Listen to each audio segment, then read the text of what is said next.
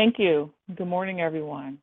I hereby call to order the 7th meeting of the Pennsylvania Public Utility Commission for the year 2023. At this time, since we are on the meeting telephonically, I want to take a roll call of our fellow commissioners. When I call your name, please say present. Commissioner John Coleman. Present. Commissioner Katie Zerfis. Present. Commissioner Ralph Yanora. Present. Vice Chairman Stephen DeFrank. Present. And I, Gladys Brown Dutrell, am present. So we do have a quorum to start our meeting. At today's meeting, which is open to the public, the Commission will act on various matters. There is no opportunity, as a reminder, for the public to address the Commission at these public meetings. The Commonwealth Keystone Building is currently closed due to water leak issues, but the Commission is fully operational with personnel working remotely. The public meeting motions, statements, and audio also will be available on the Commission's website later today after this meeting. So our first matter on this morning's agenda is the approval of the minutes for April 30th, 2023. And I will turn it over to my colleague, Commissioner Yanora, who is the editor of the minutes. Thank you, Madam Chair. I reviewed the minutes for the April 20th, 2023 public meeting and move that they are approved and submitted. You have heard the motion of Commissioner Yanora for the approval of the minutes. Is there a second? Second. Second by Vice Chairman DeFrank. Any further discussion or edits to the minutes? Hearing none. All those in favor of approval of the minutes, please say aye. Aye. Aye. Aye. Aye. Any opposed? The minutes are approved 5-0. And now we will turn it over to the Secretary of the Commission, Rosemary Chiavetta, who will lead us through this morning's agenda. Good morning, Madam Chairman. Good morning, Commissioners. Your various bureaus and offices have prepared the following agenda for your consideration. Therefore, let us begin on page 1 with matters presented by Director Monahan and the Bureau of Audits. It is recommended that the Commission adopt in an omnibus motion both items on page 1, beginning with the Universal Service Rider Audit Report for PPL Electric Utilities, and continuing the omnibus on page 2 to include both items ending with the Generation Supply Charge 2 Audit Report for PPL Electric Utilities. Is there a motion to adopt these staff recommendations? Coleman, so moved. Is there a second? Second. Yanora, second. I heard a motion by Commissioner Coleman. I heard Commissioner Zerfis second right before Commissioner Yanora. So we're going to go with the Zerfis second. Any discussion on these matters? Hearing none. All those in favor, please say aye. Aye. Aye. Aye. Any opposed, please say no. The motion passes 5-0. Turning to page 3 and matters presented by Director Sophie and the Office of Special Assistance, it is recommended that the Commission adopt in an omnibus motion both items on page 3, beginning with the petition for reconsideration filed by Talon Energy Marketing, LLC, and ending the omnibus with the petition for reinstatement filed by the Rosemont Taxi Cab Company. Is there a motion to adopt the staff recommendations? So moved. DeFrank. Is there a second? Yanora, Second. second. Motion by Vice Chairman DeFrank, and I heard Commissioner Yanora second. And is there any discussion on these matters? Hearing none. All those in favor, please say aye. Aye. Aye.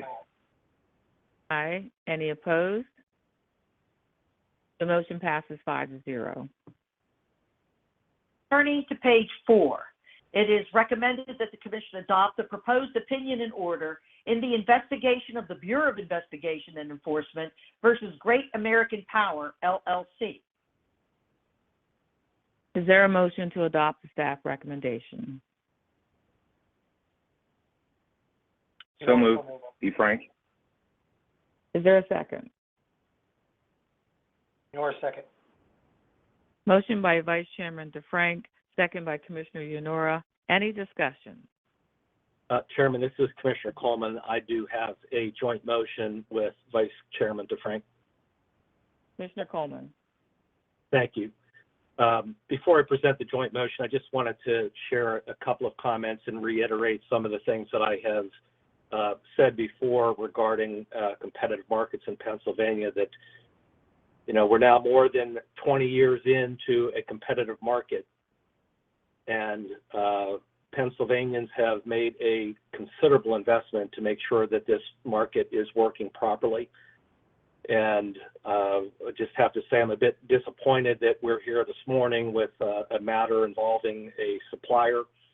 And I've been pretty clear and bullish about that, in order for this market to work properly and effectively and have a high level of trust and confidence with consumers, we've got to make sure that the suppliers are operating within the rules of engagement. And unfortunately, this morning we're here again with one of our suppliers that has created some problem and really has eroded the trust of consumers within the competitive market. So it's unfortunate that we're here this morning, but hopefully this will be a message for the entire market that the Commission is serious about making sure that things operate properly in this market, and we continue to have a robust market here in Pennsylvania that is trusted by consumers. With that being said, I just ask that the joint motion be entered into the record as though I read it in its entirety. Before the Commission is a joint petition for approval of settlement filed by the Commission's Bureau of Investigation Enforcement and Great American Power, LLC, who I'll refer to as GAP, G-A-P, is a jurisdictional electric generation supplier. The settlement arose out of an informal investigation by BI&E into possible violations of the Public Utility Code and specific consumer protection regulations, including violations relating to misleading and deceptive sales tactics. BI&E and GAP agreed to settle the matter. Under the settlement, GAP agrees to pay a cumulative civil penalty of $92,500. GAP also agrees to deploy certain remedial measures, including agreeing to a one-year moratorium against all telemarketing by third-party vendors following Commission approval of the settlement. The settlement was published in the Pennsylvania Bulletin to provide interested parties with an opportunity to comment on the settlement. Comments were filed by the Office of Consumer Advocate, and the comments of the OCA recommend the Commission reject the settlement. The OCA raises four basic concerns about the settlement. Number one, it fails to address the seriousness of the alleged conduct. Secondly, it fails to provide adequate remedies for all impacted customers. Thirdly, it fails to impose sufficient corrective action for the company, such as training and third-party vendor monitoring. And lastly, it fails to impose a civil penalty sufficient to deter future violations. The OCA in its comments also noted that the settlement does not provide for any suspension of GAP's EGS license, which OCA argues should be considered. The Commission has a policy statement that sets forth the factors it may consider in evaluating whether a settlement is reasonable and in the public interest. In applying the relevant factors here, we propose to reject the settlement. The first factor to be considered in evaluating the settlement is whether the conduct at issue is of a serious nature.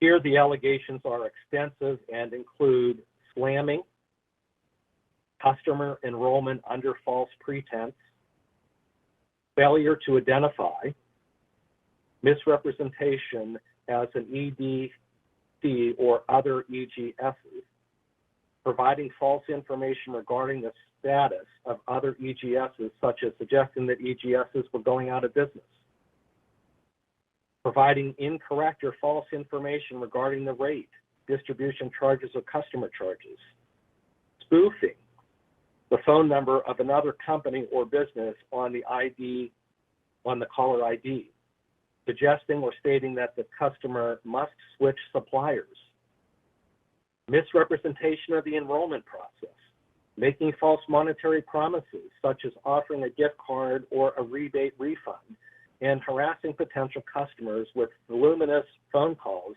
even after potential customers requested no further calls. All parties agree that allegations are serious, and BI&E characterizes the conduct here as egregious. We propose to reject the settlement first because of the serious, egregious nature of the allegations. Upon review, the allegations are extensive and involve deceptive and misleading conduct, which warrants a higher penalty. Moreover, the allegations related to a third-party telemarketer vendor are not adequately addressed by the remedial measures in the settlement. Although the settlement provides that GAP will not use a third-party telemarketer vendor for 1 year, the third-party vendor responsible for the alleged violations was not identified, and the settlement does not prohibit the company from using the same vendor in the future. Moreover, it appears that GAP failed to appropriately monitor the actions of its vendor, and the settlement does not address what monitoring protocols will be put in place in the future when or if GAP resumes using a third-party vendor. Another factor to be considered in evaluating the settlement is the compliance history of the regulated entity. According to BI&E, in its statement in support, it is aware of 2 prior settlements with GAP related to the company's marketing and sales practices. The first settlement arose out of an informal investigation that was a follow-up to a commission order in an individual customer complaint. Specifically, the informal investigation addressed allegations that GAP engaged in improper telemarketing of EGS services. BI&E reached a settlement with GAP, which was approved by the Commission in April of 2017. Under the settlement, GAP agreed to pay a civil penalty of $18,000 and to implement certain remedial measures. The second settlement arose out of an informal investigation into allegations that GAP engaged in door-to-door marketing without the proper solicitation permits and without notification to the Commission's Bureau of Consumer Services. BI&E reached a settlement with GAP, which was approved by the Commission in July of 2019. In the settlement, GAP agreed to pay a civil penalty of $13,500 and to implement certain remedial measures. Another reason we propose to reject the settlement in GAP's poor compliance history. We are troubled that this is GAP's 3rd appearance before the Commission in recent years as an alleged bad actor. With this history, GAP appears to be showing systemic and repeated patterns of behavior. In our view, the alleged behavior serves to undermine consumer faith in Pennsylvania's retail electric choice market, and it should not be tolerated. We note that another policy factor to be considered in evaluating settlement is whether the resulting consequences of the conduct at issue are of a serious nature.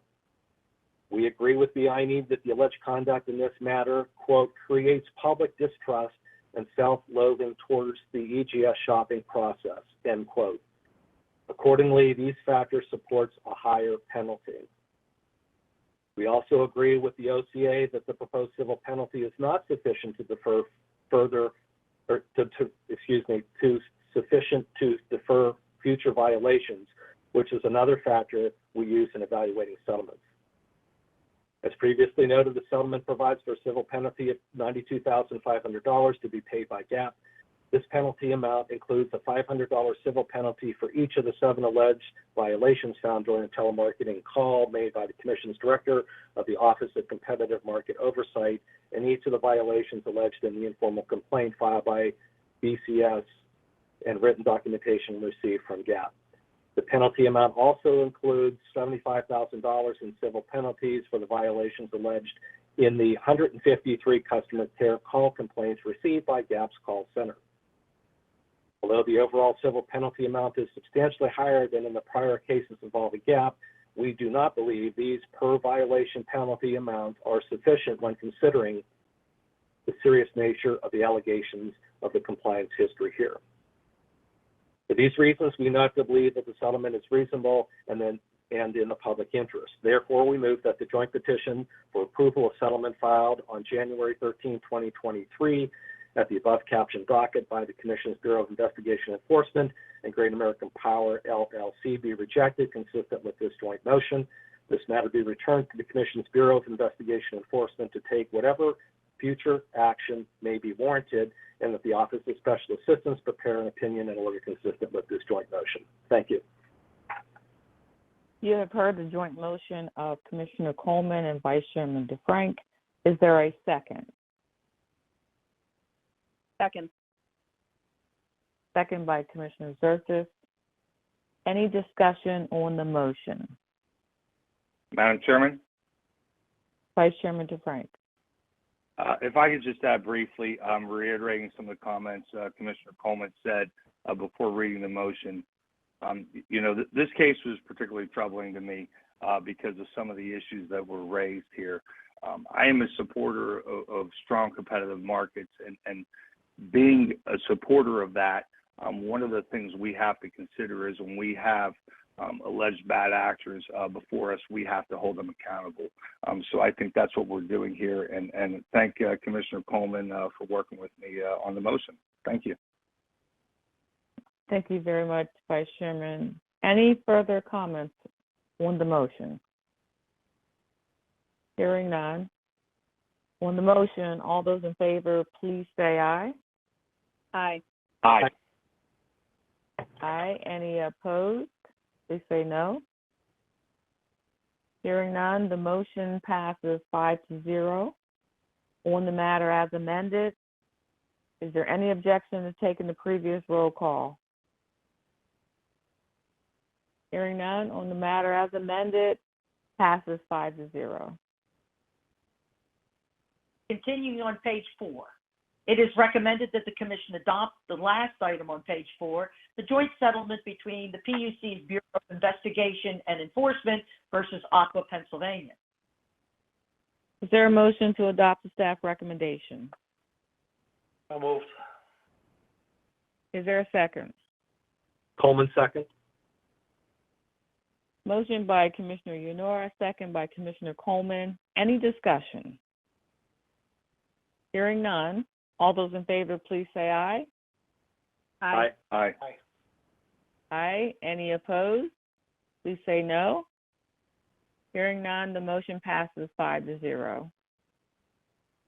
Turning to page 5, it is recommended that the Commission adopt the proposed opinion and order in the tariff supplement and rate proposal filed by Columbia Gas of Pennsylvania.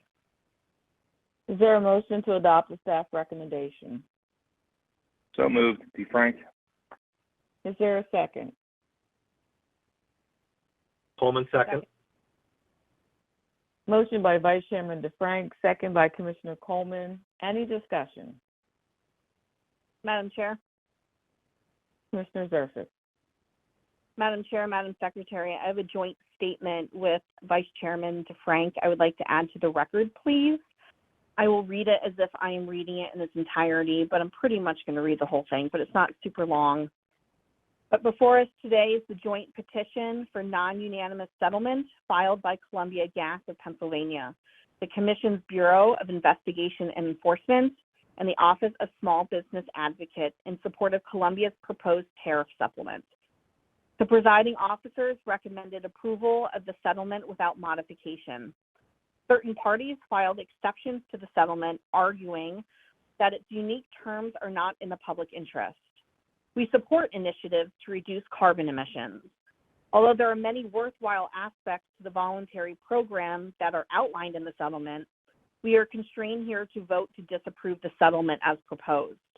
Particularly, the lack of specificity in the rates to be charged over the life of the pilot program and the potential for rates that run afoul of the just and reasonableness requirements in Chapter 13 of the Public Utility Code renders the settlement unacceptable.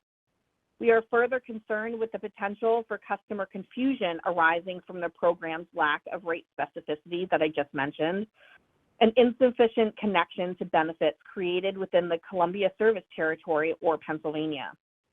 As posited by the Office of Consumer Advocate, while the program has the appearance of being valuable, it is complicated and it's difficult to explain to consumers, expensive, and may produce little to no actual carbon reductions in Pennsylvania. We acknowledge that many customers do indeed want to lower their carbon footprint as evidenced in the record. However, customers deserve more rate certainty when choosing to sign up for a program that is cast as environmentally friendly and therefore attractive at first blush. The challenges of designing such programs are not lost on us, and we encourage the company to continue to consider creative ways to incorporate carbon offsets and RNG credit programs to effectively reach decarbonization goals. Thank you. You have heard the, this is not a motion, so excuse me.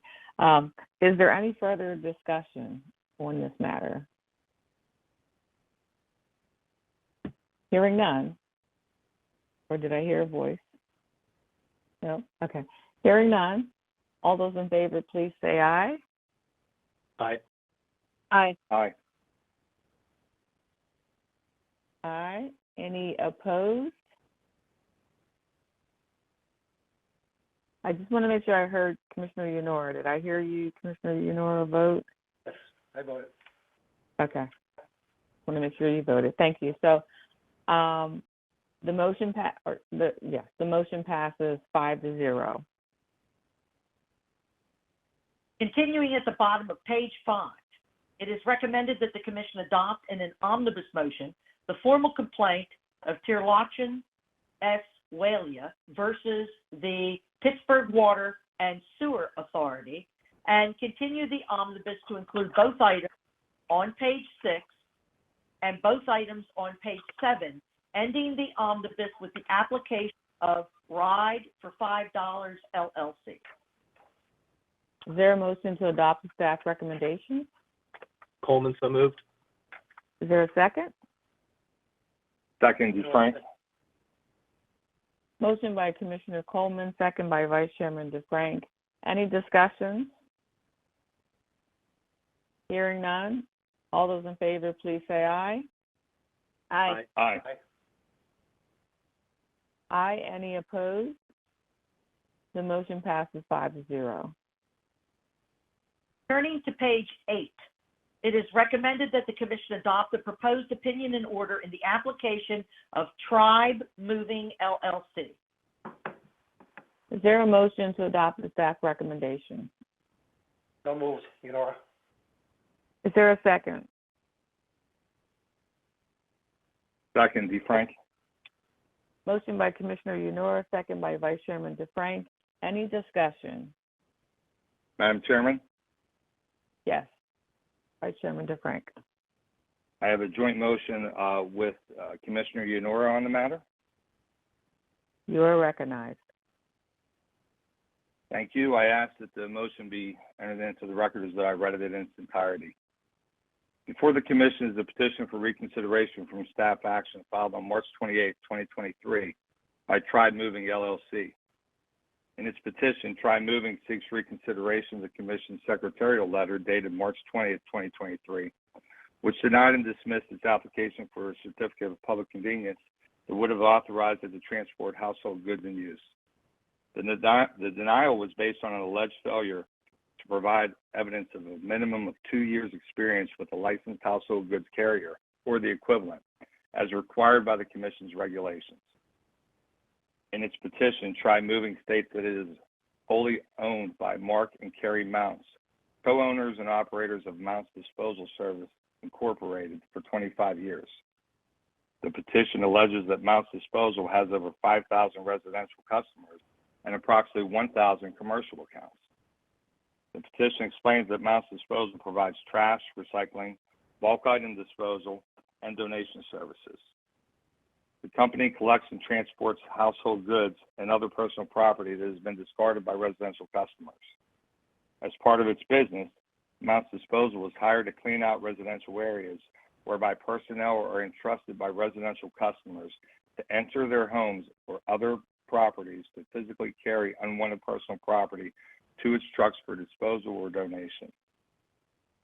Based on the averments in the petition, Tribe Moving has met the standards for reconsideration by identifying considerations which appear to have been overlooked. In 3 recent decisions, including the application of Moving by Curry, LLC, the application of Exceptional Movers, LLC, and the application of Reliable Movers, LLC, trading as Reliable Movers, the Commission granted Household Goods Authority to applicants who demonstrated the requisite fitness by providing evidence of performing labor-only service with respect to household goods. In those cases, the Commission found that applicants with experience in labor-only moving operations sufficiently demonstrate the equivalent standard required by the Commission's regulations. Given this recent Commission precedent, we agree with Tribe Moving that it has met the equivalent experience requirement to satisfy the Commission's fitness standards, since its co-owners have 25 years of providing the labor for a household goods operation. Therefore, we move that 1, the petition of Tribe Moving LLC for reconsideration of staff action filed on March 28, 2023 is granted, consistent with this motion. 2, that the matter be referred to the Bureau of Technical Utility Services for such further action as may be necessary or warranted. And 3, that the Office of Special Assistance prepare an opinion and order consistent with this motion. Thank you, Madam Chairman. Thank you. You have heard the joint motion of Vice Chairman DeFrank and Commissioner Yonora. Is there a second to the motion? Coleman, second. Second by Commissioner Coleman. Any discussion on the motion? Hearing none. All those in favor, please say aye. Aye. Aye. Aye. Any opposed? The motion passes 5-0. On the matter as amended, is there any objection to taking the previous roll call? Hearing no objection on the matter as amended, it passes 5-0. Turning to page 9, and matters presented by Director Diskin and the Bureau of Technical Utility Services. It is recommended that the Commission adopt in an omnibus motion both items on page 9, beginning with the approval of Ms. Kelly Volkemer to the Advisory Board of the Sustainable Energy Fund, and continuing the omnibus motion to include both items on page 10, both items on page 11, all 3 items on page 12, both items on page 13, both items on page 14, all 3 items on page 15, both items on page 16, both items on page 17, both items on page 18, and ending the omnibus motion on page 19 with the tariff supplement filed by the Columbia Water Company. Is there a motion to adopt the staff recommendations? Yonora, so moved. Is there a second? Motion by Commissioner Yonora, second by Vice Chairman DeFrank. Any discussion? Hearing none. All those in favor, please say aye. Aye. Aye. Aye. Any opposed? The motion passes 5-0. Turning to page 20, and matters presented by Acting Executive Deputy Chief Counsel Screven and the Law Bureau.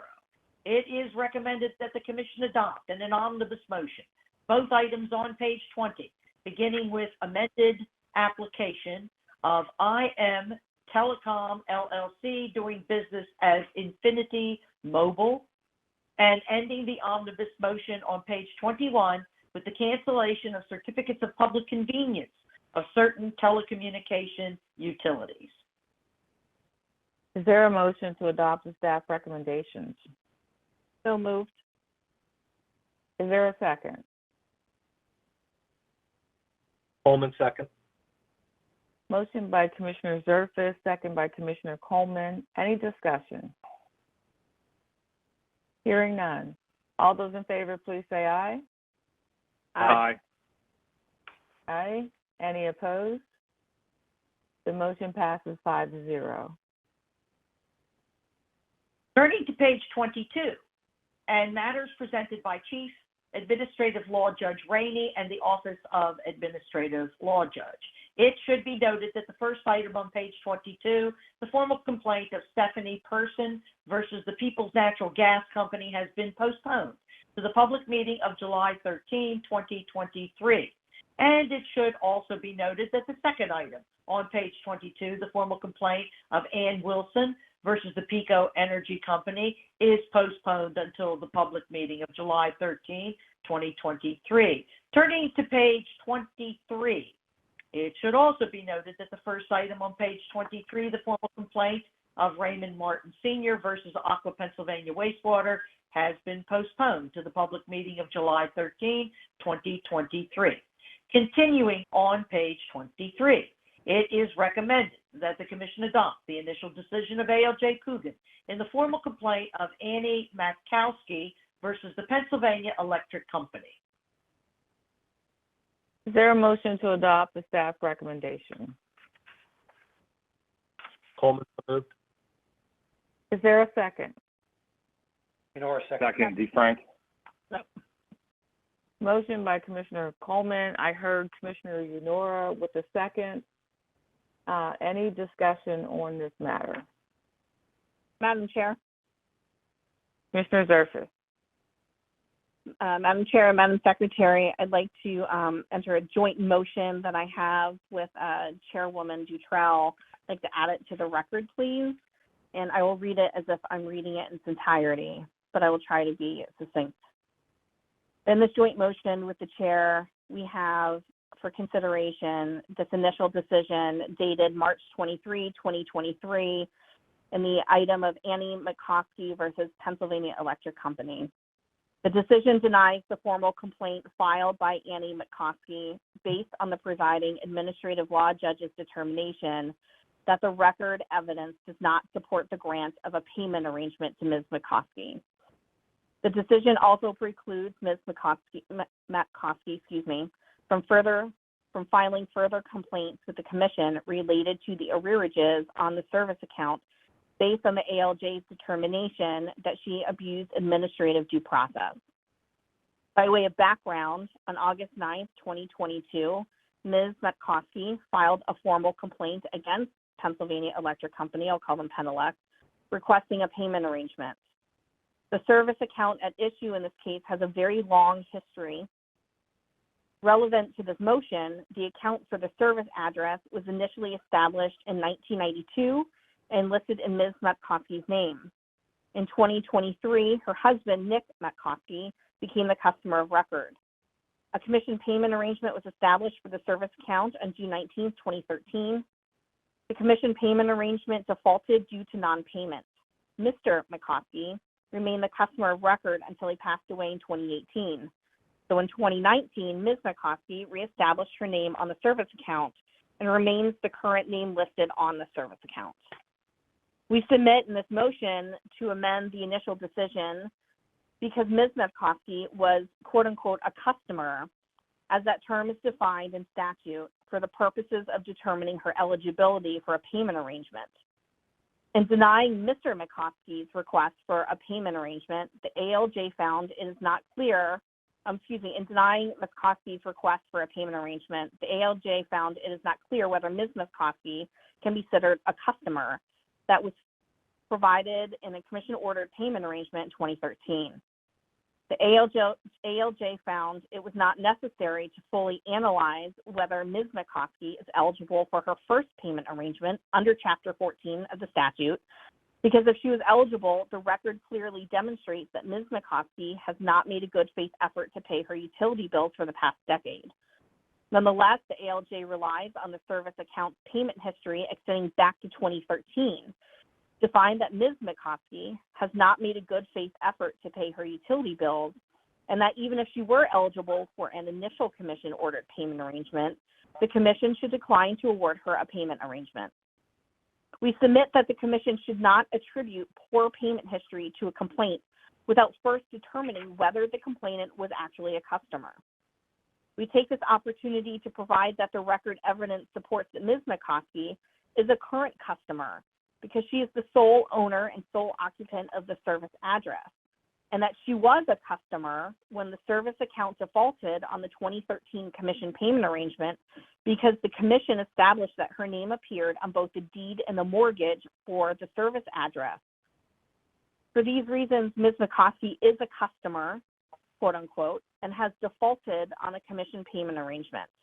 Otherwise, we do not disagree with the ALJ's decision dismissing Ms. McCoskey's formal complaint and precluding her from filing further complaints with the commission.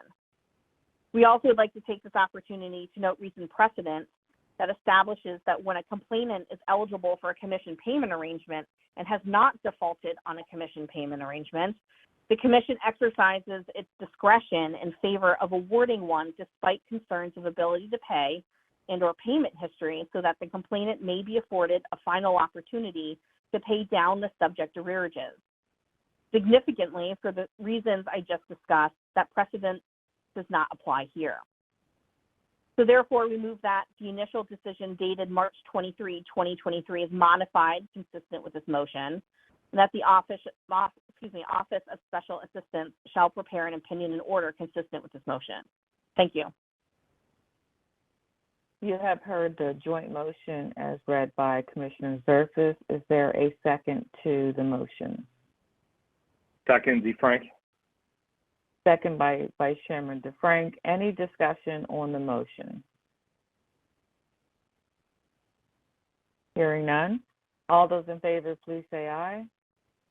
Aye. Aye. Chairman, this is Commissioner Coleman. I'm going to be concurring in result only. Thank you. Madam Want Chair, to make sure everyone. concur in result Yes. only. Okay. Thank you very much. Any opposed? Hearing none. The motion passes 5-0, noting that Commissioners Coleman and Commissioner Unora will be voting concurring in result only. If there's no objection, or is there any objection to as taking the same vote on the matter as amended by this motion? Hearing no objection, the matter as amended by the motion passes 5-0, noting that Commissioner Coleman and Commissioner Unora are concurring in result only. Turning to page 24.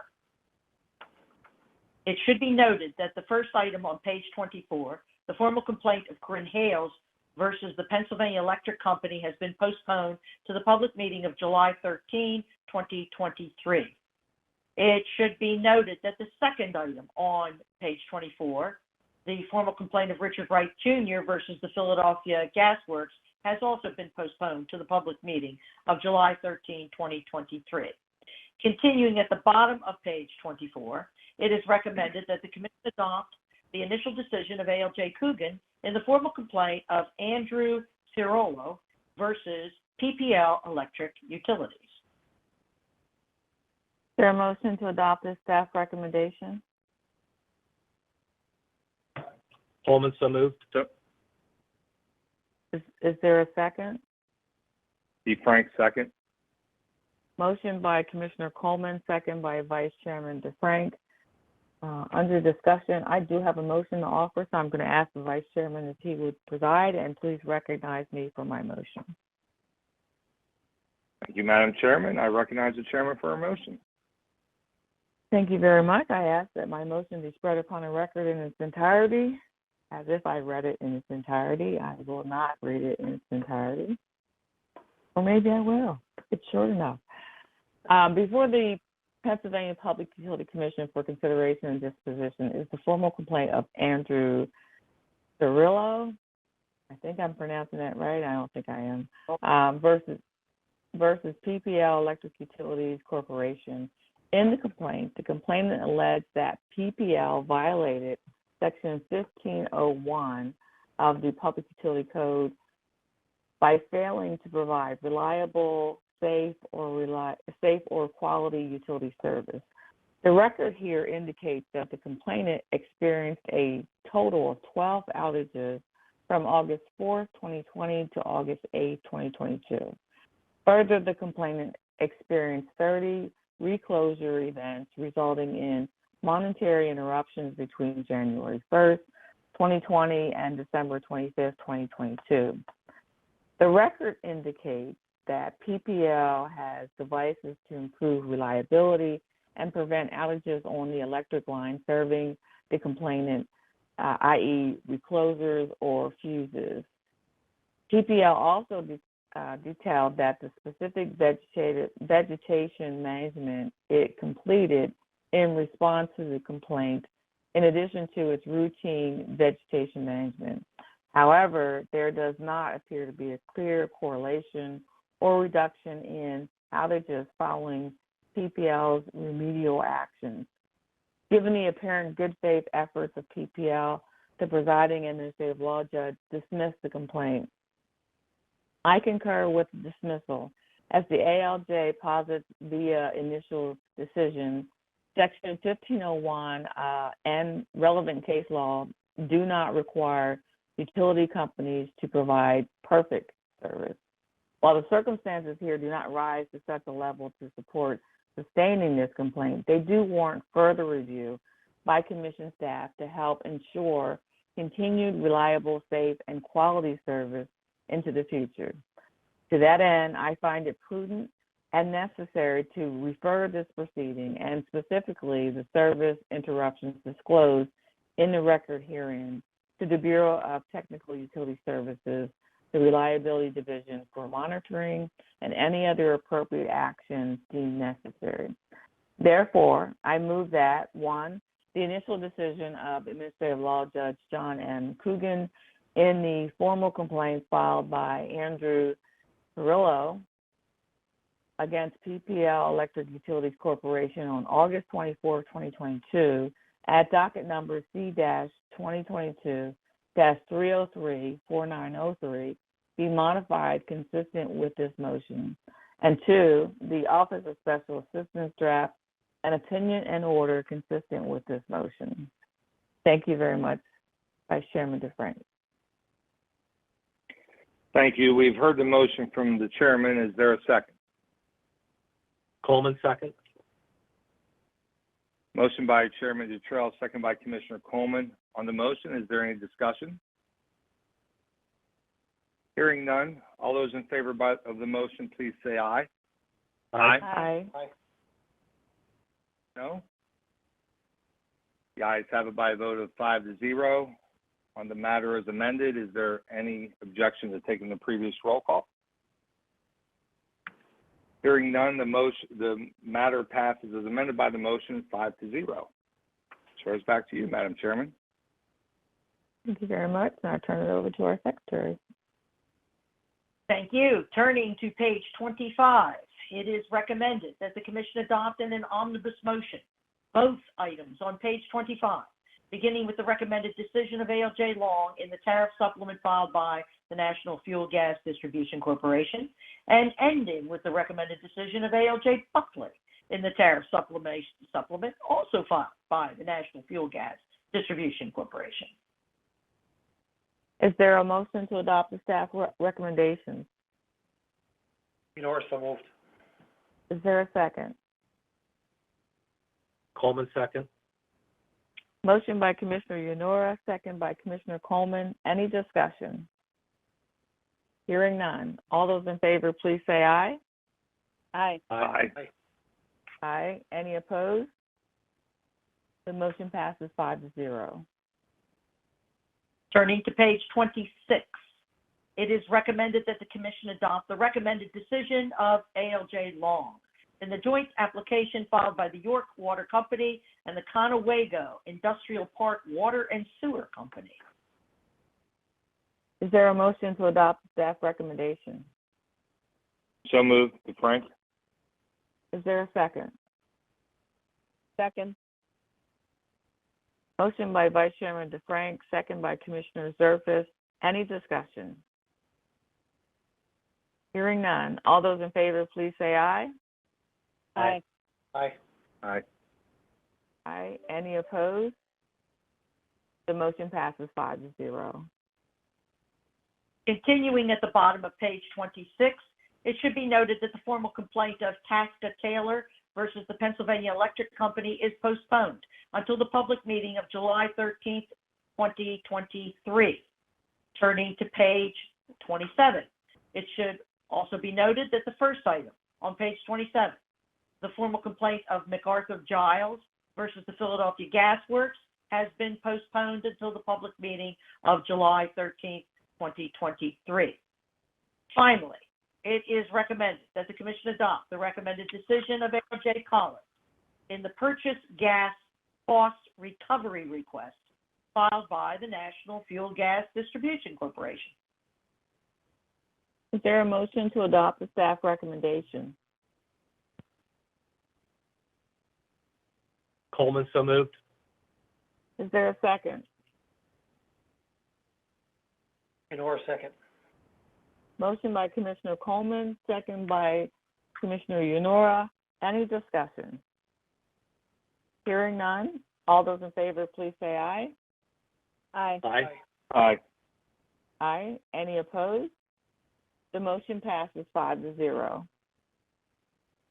Madam Chairman, that concludes the regular agenda. Turning now to the carry-in. On page 1 of the carry-in agenda, it is recommended by the Bureau of Consumer Services that the Commission adopt the proposed order regarding the Universal Service and Energy Conservation Plan for Columbia Gas of Pennsylvania. Is there a motion to adopt the staff recommendation? So moved, DeFrank. Oh, I'll Is there a second? Second. Motion by Vice Chairman DeFrank, second by Commissioner Zerfus. Any discussion? Hearing none. All those in favor, please say aye. Aye. Aye. Aye. Any opposed? The motion passes 5-0. Continuing on page 1 of the carry-in, there is your motion, Madam Chairman, regarding the ratification of appointments to the Consumer Advisory Council. Thank you, Madam Secretary. I will ask Vice Chairman DeFrank if he will preside so I can offer my motion. I will. Thank you, Madam Chairman. I recognize you for your motion. Thank you. I ask that this motion be spread upon a record in its entirety because I will read it in its entirety. Whereas the Consumer Advisory Council is a viable and effective working organization, and whereas the Commission is mandated by regulations to officially appoint and or ratify members to the Council. Now, therefore, it is resolved that the Pennsylvania Public Utility Commission, pursuant to 52 PA Code Section 91.4C 1 through 3, hereby ratifies and accepts the following appointments to the Council for the term beginning July 1st, 2023, and continuing through June 30th, 2025. Nominations by Governor Josh Shapiro, appointing Sonny Popowski, and as nominated by Senator Patrick Stefano, Majority Chairman of the Senate Consumer Protection and Professional Licensure Committee, appointing Justin Patton. And Commission at Large appointments are Mary Bach, Carl W. Bailey, Lenora M. Best, Timothy B. Hennessy, Ray Landis, Elizabeth R. Marks, Eileen Matza, Teresa D. Mingerall, Chad Quinn, and Sylvia P. Sims. That is my motion, Vice Chairman DeFrank. Thank you, Madam Chairman. We have heard the motion from the chairman. Is there a second? Second. Second. Motion made by Chairman Dutrell, seconded by Commissioner Zerfus. On the motion, is there any discussion? Before we take a vote, I will say the Consumer Advisory Council, I thank them for the work they do. I've been to a few of those meetings since I've been a commissioner. It's a valuable work they do there. They help keep us informed of some of the issues facing some of the consumer groups and communities out there. So I thank them for their work, and happy to be supporting this motion today. So hearing no other comments, we'll take a vote on the motion. All those in favor, please say aye. Aye. Those opposed, no. The ayes have it by a vote of 5-0. Thank you, Madam Chairman. The chair is back to you. Thank you very much. Madam Secretary, I believe we have nothing else on the no other business. That is for true, Madam voting. Chair. That concludes all agenda items to be considered today. Thank you very much. Before we adjourn, we just want to make a couple of acknowledgments. We typically recognize our retirees in person during our public meetings, even though we are telephonically because of the problems in the Keystone building. We still would like to take the opportunity today to recognize the retirement of 2 long-term PUC staff employees. Our first one is Joe Kubis. I would like to take the opportunity to recognize him and acknowledge his accomplishments during his career with the Commission. Joe is currently a supervisor in the Technical Division of the Bureau of Investigation and Enforcement, or I&E, and will retire tomorrow after 30 years of public service. His entire career as a public servant has been here with the Commission. He served primarily with I&E and the Office of Trial Staff, or OTS, as it was called previously. A review of Joe's resume will show his steady growth in the agency. He started as a fixed utility evaluation engineer, or FUBI 1, and has steadily progressed to his current role as supervisor. He joined OTS in May of 1993 as an expert witness when the Bureau was located in the North Office building. He moved with OTS to the Picnic building in August of 1993 and finally here to the Keystone building when it opened in the fall of 2000. Originally assigned to water and telephone cases, Joe quickly transitioned to energy cases and remains one of the foremost experts on rate base, rate structure, and rate design. His contributions to the evolution of rate case evaluation are noteworthy. For example, if there was an Aqua PA case, Joe was on it. He provided testimony in 11 Aqua rate cases from 1995 to 2021 and also worked on numerous different acquisition cases reviewed by the Commission. He was active in the evaluation of PGW when it was initially included under the Commission's jurisdiction, as well as the addition of the oversight of PWSA, Pittsburgh Water and Sewer Authority. Joe's current appendix to his testimony includes the submission of expert testimony in 98 different cases. Joe's well-deserved rest will involve travel, including visits to his old friends back home in the Somerset area, and working around the house on yard work and various home improvements. Mostly, he's looking forward to free time. No more internal rate case schedules and ALJ-imposed deadlines.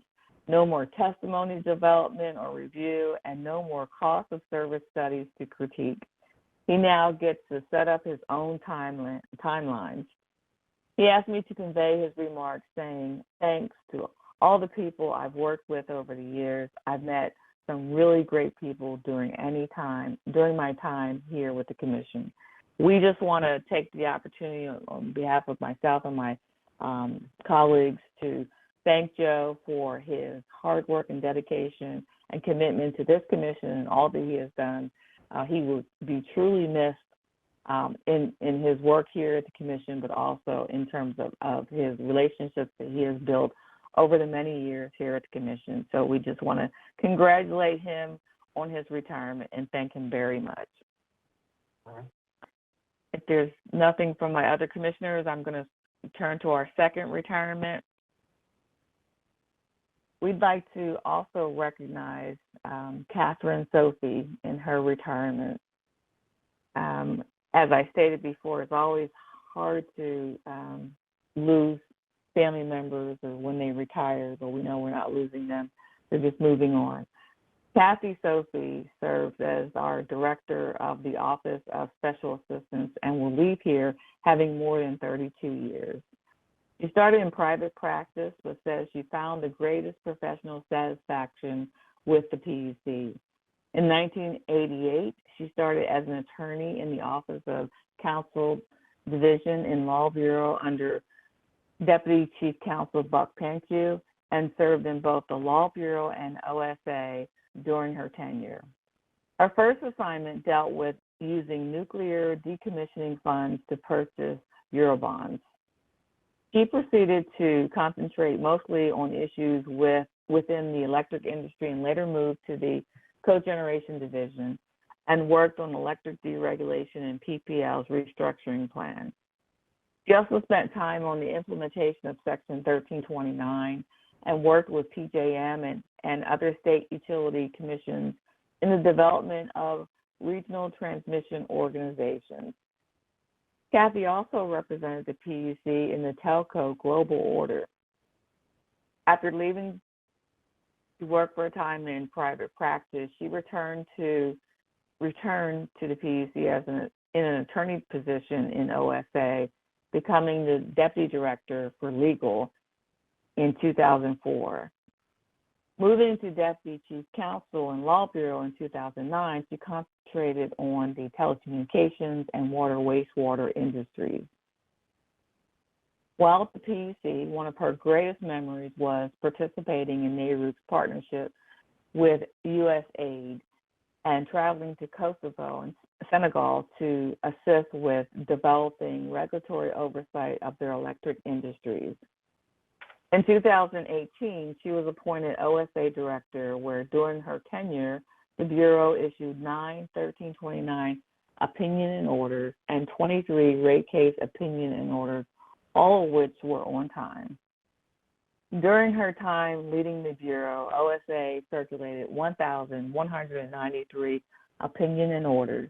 It is understandable why Kathy has risen to the top of the PUC's legal division, both as a Deputy Chief of Law Bureau and as Director of OSA. Her expertise in public utility law, which is formidable, is exceeded only by her kindness and generosity to others, her team spirit, her sense of humor, and diverse interests, just a few of her many attributes. It is no exaggeration to say that Kathy is respected and liked by all who have had the pleasure of working with and knowing her. She says she plans to have a ceremonial smashing of the alarm clock as of July.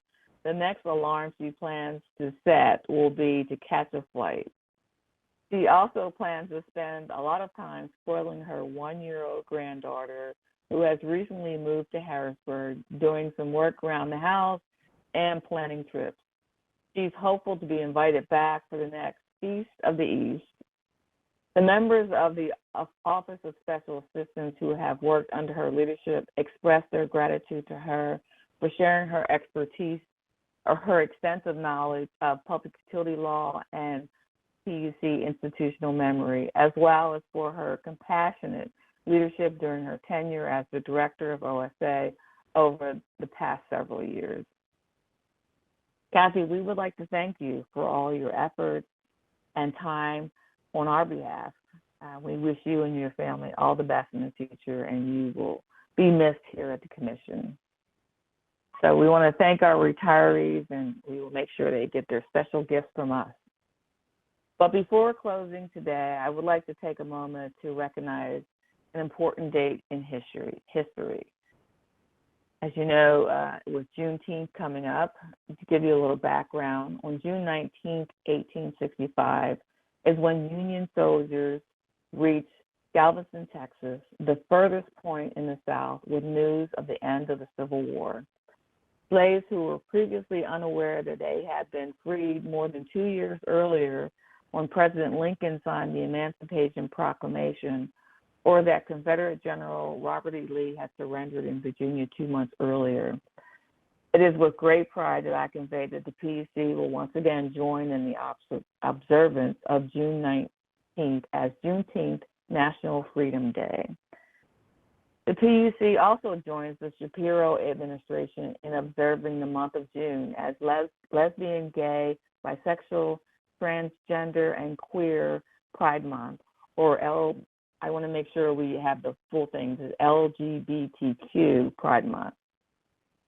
Pride Month is a special occasion to honor the history of the LGBTQ plus liberation movement and a powerful reminder that our remarkable diversity is a gift that makes all of us stronger.